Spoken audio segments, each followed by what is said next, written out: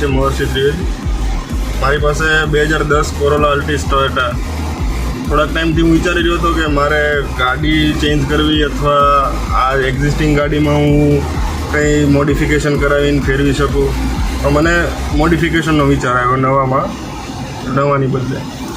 તો મેં SM car કરીને એક અમદાવાદમાં છે વર્કશોપ, એમનો સંપર્ક કરેલો.